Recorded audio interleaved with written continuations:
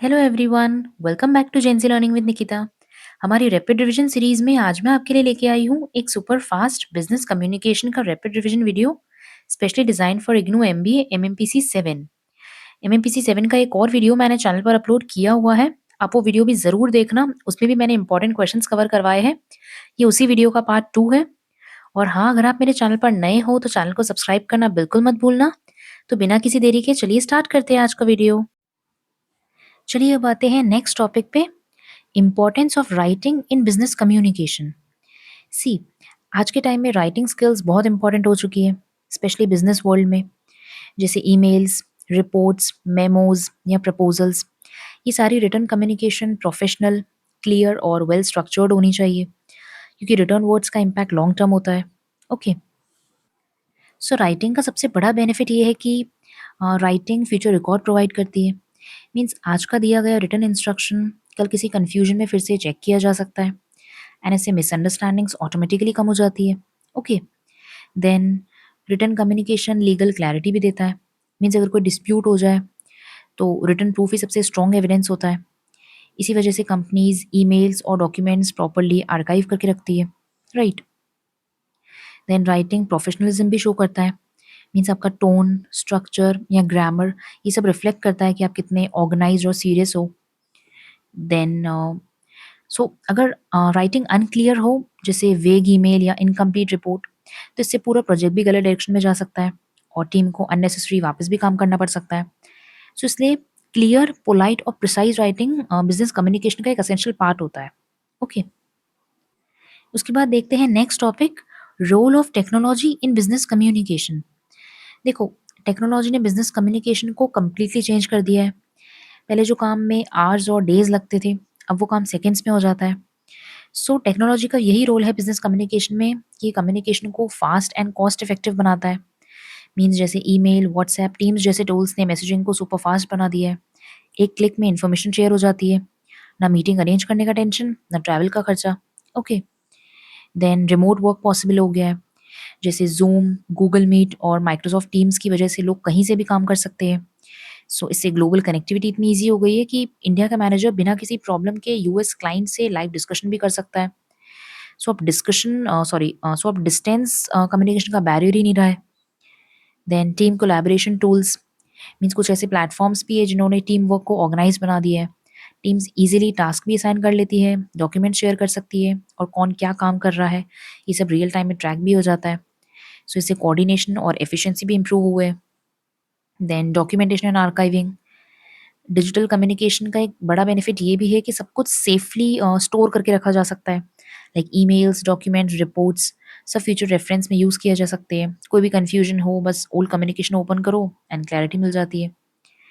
Then customer communication, chatbots, emails, social media responses customer service को और ज़्यादा fast बना देते हैं। क्वेरीज भी इंस्टेंटली सॉल्व हो जाती है, और इससे कस्टमर एक्सपीरियंस भी स्मूथ हो जाता है। सो ओवरऑल टेक्नोलॉजी ने कम्युनिकेशन की स्पीड, एक्यूरेसी, क्लैरिटी और एफिशिएंसी सबको नेक्स्ट लेवल पर इंप्रूव कर दिया है, राइट। एंड आज के बिजनेस वर्ल्ड में टेक्नोलॉजी के बिना कम्युनिकेशन को इमेजिन करना भी मुश्किल है। ओके, उसके बाद नेक्स्ट टॉपिक है lean media and rich media. Lean media क्या होता है? लीन मीडिया बेसिकली वो मीडिया होता है जो सिंपल और लो डिटेल कम्युनिकेशन के लिए यूज होता है। इसमें ज़्यादा रिचनेस नहीं होती, मतलब टोन, एक्सप्रेशंस, बॉडी लैंग्वेज जैसे क्यूज मिसिंग होते हैं। इसलिए ये मोस्टली रूटीन और स्ट्रेट फॉरवर्ड मैसेजेस के लिए बेस्ट होता है।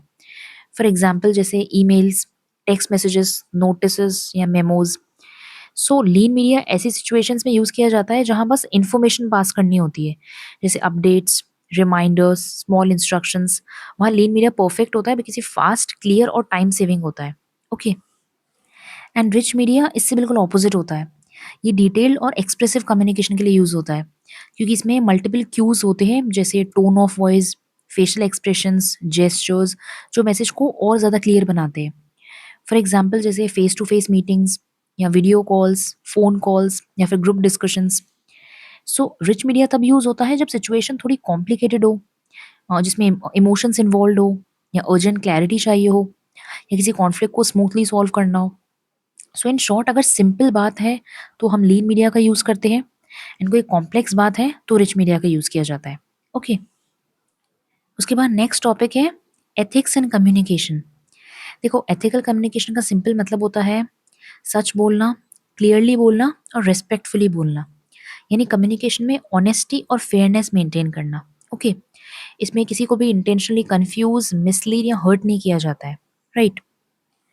एथिकल कम्युनिकेशन के कुछ प्रिंसिपल्स होते हैं, जैसे ऑनेस्टी मीन्स जो सच है वही बोलना। देन क्लैरिटी, मैसेज को सिंपल, क्लियर और अंडरस्टैंडेबल तरीके से बोलना। देन फेयरनेस मीन्स सबके साथ इक्वल एंड अनबायस्ड बिहेवियर रखना।